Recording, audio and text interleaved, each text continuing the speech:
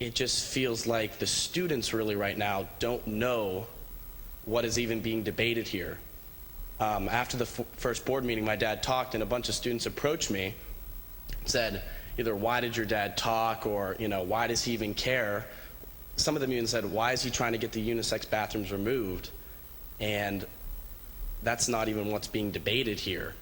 And it's just the students, there would be a lot more students here, I think, if the students actually knew what was being talked about. Right now, there's just a lot of misconceptions and miscommunications from the board, I think, to the students, because it seems like only parents are talking about the issues as far as their kids are concerned.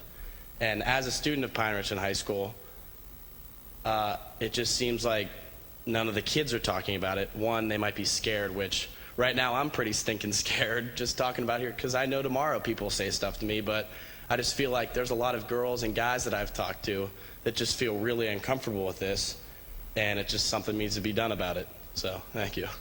Thank you.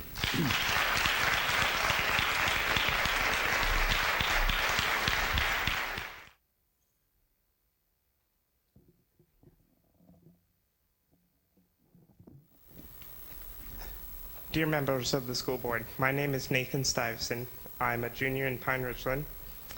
And first, I want to address the inequality of the current practice of restroom usage. As it stands, transgender students have the use of all three bathrooms. They may use the one associated with their sex, the one associated with their gender identity, and the unisex bathrooms. It seems to me that if these students were seeking a peaceful solution to their own private dilemma, they could find it in using the unisex restroom, which the school is obviously willing to provide. But is the current practice equality? Think about it from my angle. I am not able to use every stall in the men's bathroom. What is more, state law requires only an accommodation for others and me in a similar condition. But I'm not arguing that every stall must be fully accessible. Why? Because I appreciate that accommodation. Transgender students seem to may want more than a solution. They seem to want to advance their cause at the expense of others' comfort and security. Bullying is the other thing I want to mention. Transgender students may receive bullying, but so do those who disagree with them. A friend of mine and fellow students suggested that I give up my disagreements so that I would not end up a social outcast. I do not want to be a social outcast, nor am I willing to give up my comfort and safety. I therefore urge the members of the school board to construct a policy that will focus on accommodation, one that seeks a solution rather than one that advances the cause. Thank you.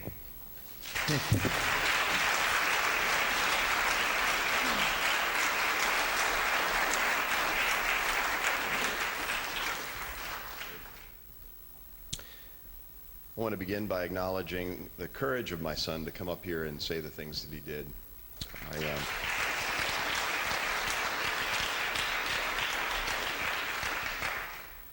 I know how much heart and bravery it took for him to do so, especially in front of you folks. It's always intimidating for a child to come up in front of adults and speak like that, but also in front of his peers, which I think is that much more difficult.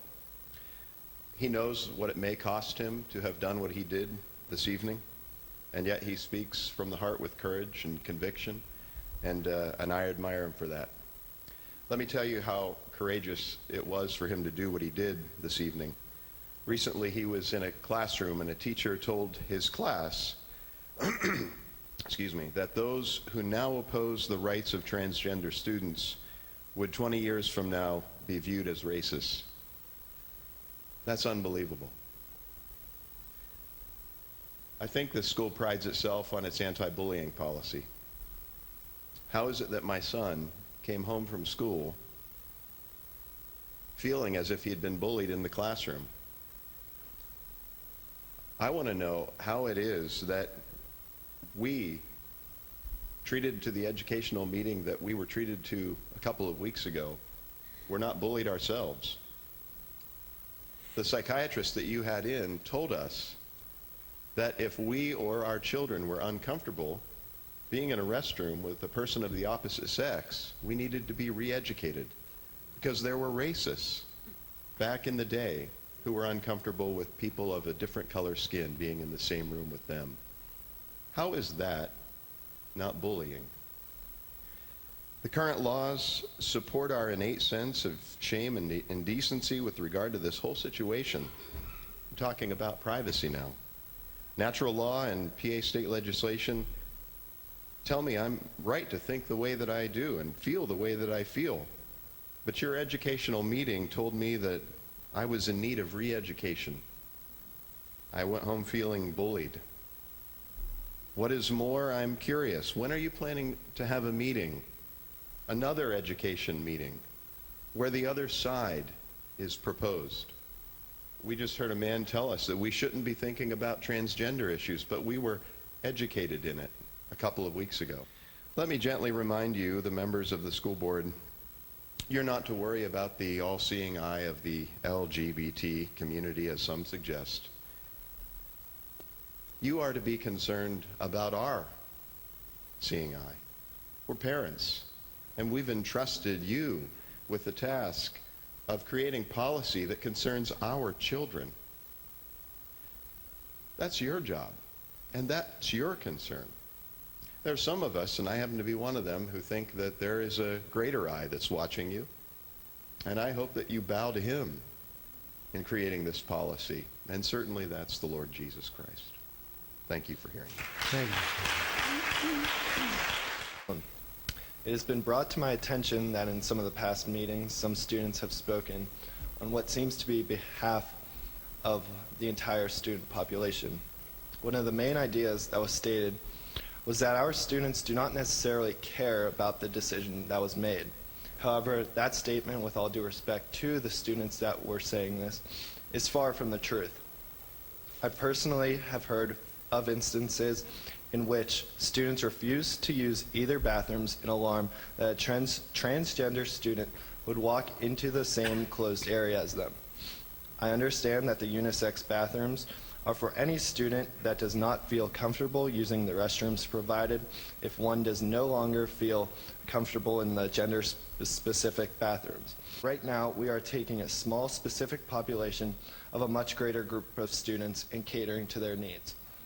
Just like any other high school in the nation, PR has ages that vary from 13 all the way up to possibly 19 years old. It might be easy for you to say that you or I, as an 18-year-old myself, understand the idea of transgender students. However, what about the population of students that do not fully understand? The middle schoolers coming up into the high school in future years that have never seen something like this firsthand. What are they going to do, say, or think when they walk into a bathroom and a transgender student is either in there already or walks in behind them?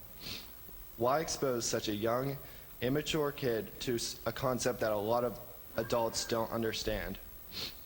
The other problem with this situation is if you, as a school board, decide to keep the bathroom practice the way it is, how will you monitor this so no one takes this to the extreme?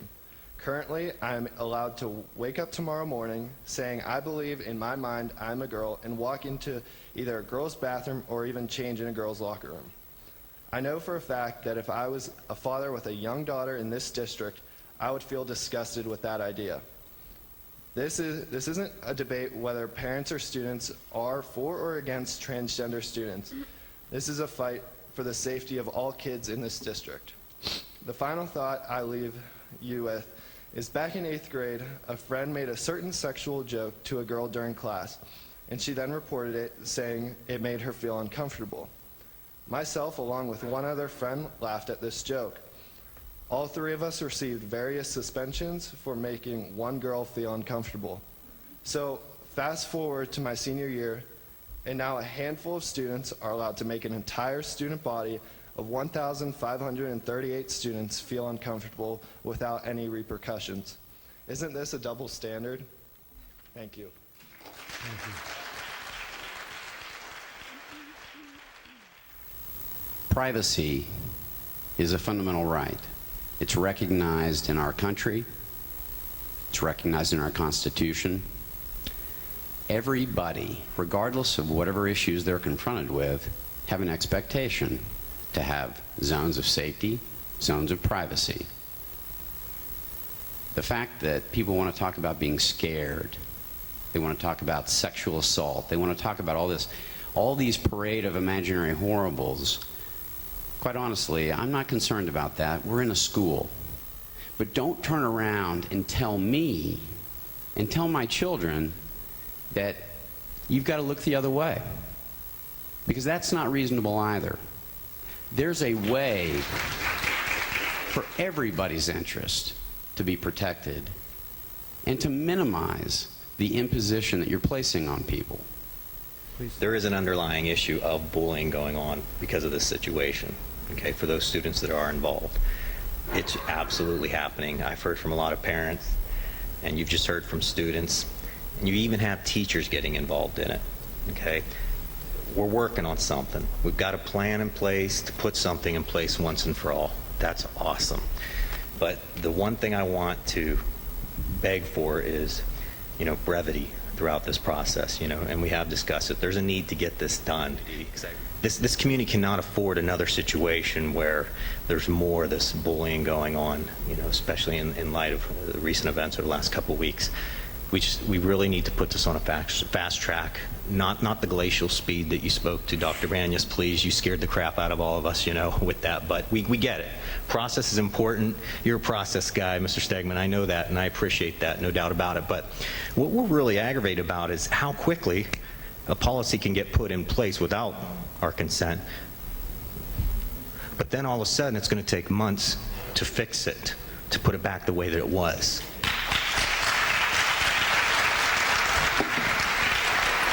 There's also some precedent that's actually been recently done for those of you out there. Look at Marion County, Florida. It was in the news last week. They had a superintendent as well that implemented a policy against the will or consent of the board and the parents. And one parent stood up and said, "You are discriminating against my kid. You have violated their rights." And then he looked at the board and he said, "I would like for you guys to reinstate that for a period of 90 days until you get this final policy done.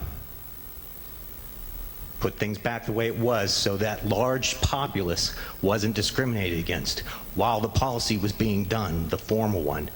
I'm here right now asking formally for that to be done. I would like a reinstatement of the policy as it was prior to January while you figure out what the formal policy is, and let's hope it's done by next school year. Please. If you're asking for a petition, I will put one together. How many names do I need? Is it 500? Is it 1,000? I assure you I can get them all. Tell me what it is. This is a formal request. Thank you. Thank you, sir. The misunderstanding is all based on the miscommunications that has started by a practice that was endorsed by Dr. Miller. And there's one person on this board that has the courage to say it didn't happen in the right way with the proper communications to the board, and it didn't happen at all with the community or the students. This is crazy.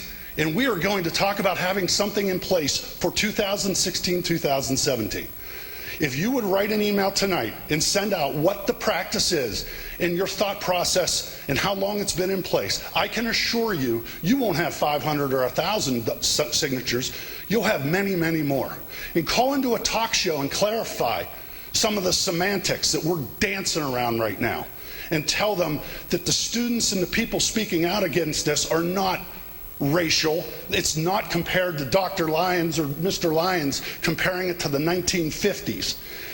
And take some accountability for what this group is doing right now and what is you're letting go on. This is crazy. We as parents, I've heard myself be referenced, not by name because I didn't put my name, talk about some of the statements that were said here out of context because of the confusion that has been created and the perception that these unisex private bathrooms were put in place for the For individuals who have privacy concerns or have identity issues, they think we're trying to take that away. They do not understand that those 6 bathrooms are in place for the other 99.7% of the people, and that it has been updated based on a practice, not a policy. I ask again, I'd like somebody to talk here. Everybody's got an opinion, and Ms. Dawson appears to be the only person who has any convictions that she's willing to share on behalf of the people. But I'm telling you, there is a huge misunderstanding out there about what we are talking about right now. It's being blown out of the proportion by the media, because the 2 things they love to talk about.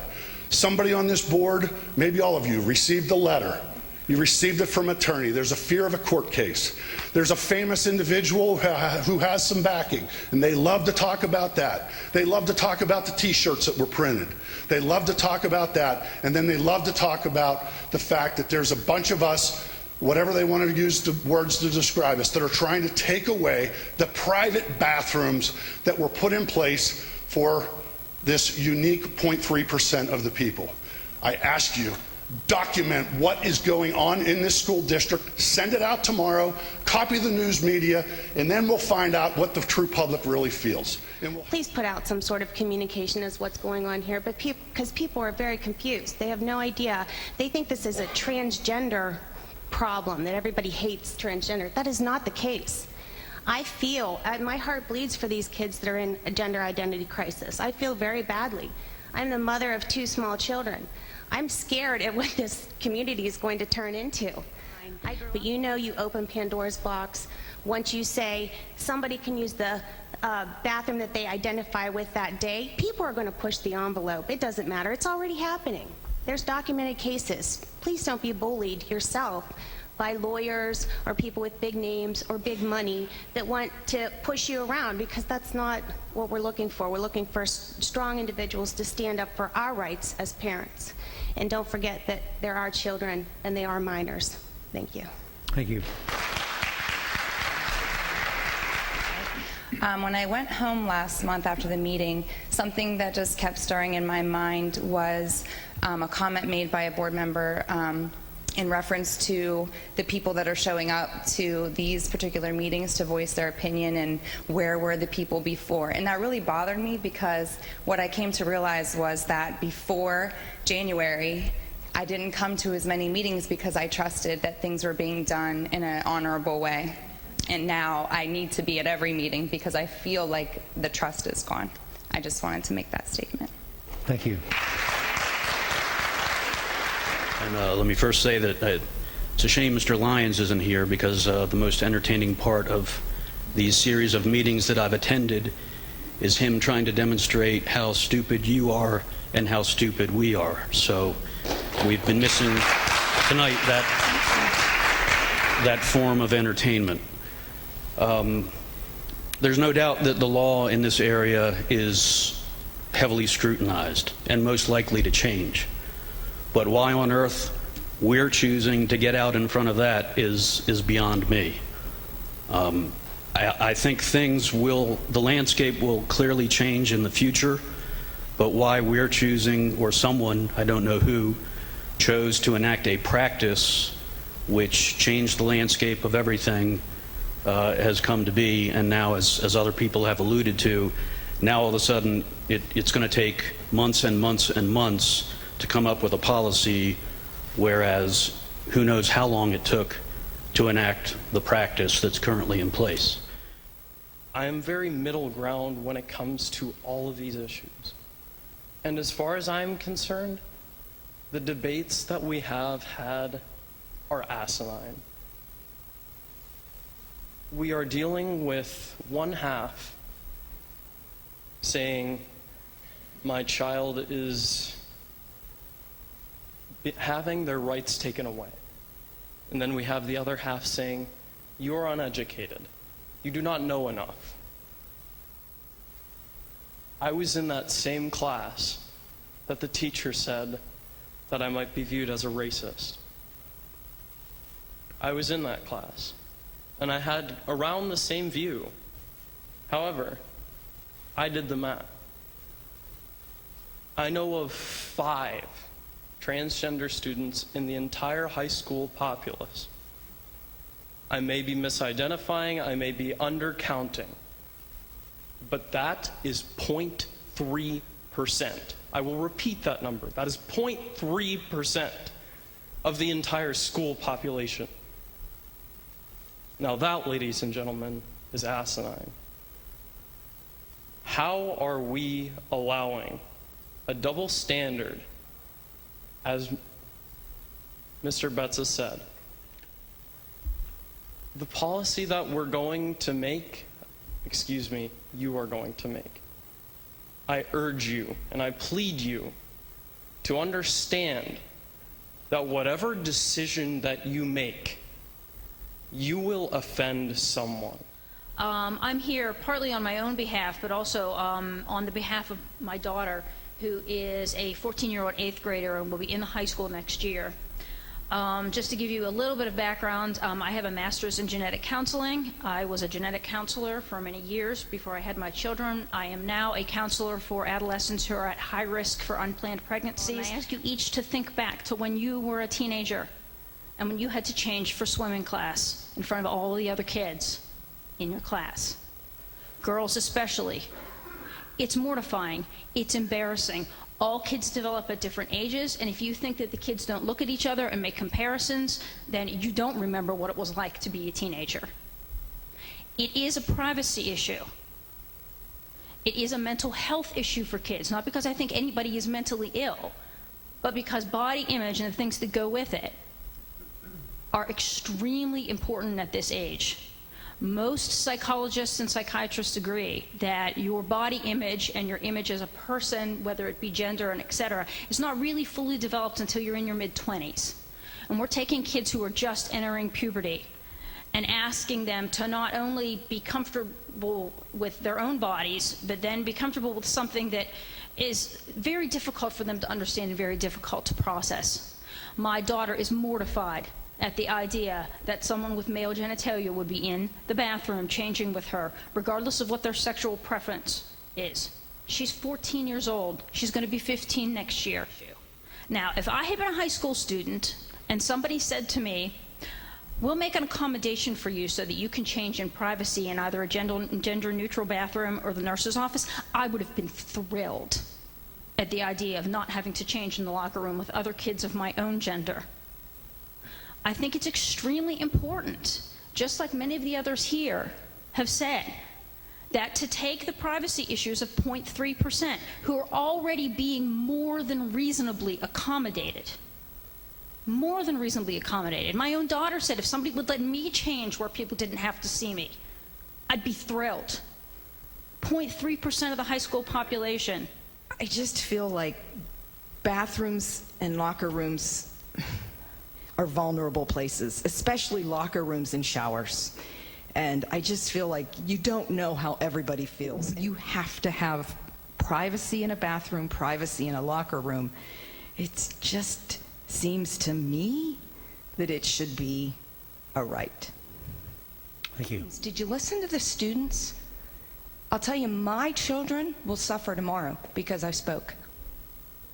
They'll hear from the bullies saying to them, your mom's racist. No, I'm not. I'm a mom concerned about my children. Educated. I do think that it would be prudent of us as a board to have an official vote on which practice we practice until we have a policy, because we have never done that officially as a board, and I think it would be prudent to do so one way or another, and we say this is how we're going to proceed until the policy is put in place. So it's something that I think just up for discussion that I think should be brought to a vote. So we say this is how we're going to proceed until we have an official policy. Now I think we're at the step where we're going to start developing policy, but part of the topic of conversation is, okay, so we're looking now at a time frame that's going to put us into the 2016-17 school year. We still have time to before that, and we've never really had official vote from the board on what we're doing now. And we had an understood practice for 50-some years, and we have a current practice now that's roughly 2.5 years, but we really haven't had input in it. So I think that, you know, when we look at putting the board stamp on things, As we move forward, regardless of how it ends up, I think it's prudent that we consider having a discussion and a vote on how are we going to practice ourselves until we have an official policy. My interpretation is you're looking for action. Yeah, on the 16th, what are we going to vote on the 16th? And what is the result of the committee meeting coming forward a week earlier? Okay, so the actual decision would be till the 16th. Correct. Oh, as to Mr. DiTullio's point. Yeah, that's just one point. That's a discussion topic as to our input on current practice. All right. Which, quite honestly, I don't know what the mechanism of a vote would be there, but right. But I get you. All right, but then there's the development of policy. So we're talking about both at that staff services meeting. Correct. Yeah. On that was that, I think that the board should have some stamp on what we're currently doing, one way or another, regardless of what we decide, what we do currently versus what we do moving forward with the policy. Because I think what we're doing currently affects one small aspect of what the policy would be. I think our practice is specific and the policy is going to be more broad-based. I'm fine with that as long as it doesn't slow down the policy development process. And I just want everybody to recognize if we do something May 16th, it would go into effect May 17th. So we're talking a couple weeks of school left. We've got a goal of getting a policy in place by the start of the next school year, but it is possible that might not happen. I actually agree with you, but I see no reason why we couldn't have it. I agree, but there's unforeseen things, so I think it's prudent that we basically put our stamp on whatever policy or practice we're going to have. Well, I will add that this all began not January, but closer to January, so I know it's the end of the school year now, but maybe this did start 3 months ago. I've heard a lot of people stand up and say that this is the administration's doing, not ours. I think it behooves us as a board, if our school district is going to behave in a certain way, that we have our stamp on it one way or another. If it's a 5-4 vote, if it's an 8-1 vote, if it's a 9-0 vote, I think that our board stamp should be on our practice at the current time until we have an official policy, one way or another. Just my opinion. I agree with Greg.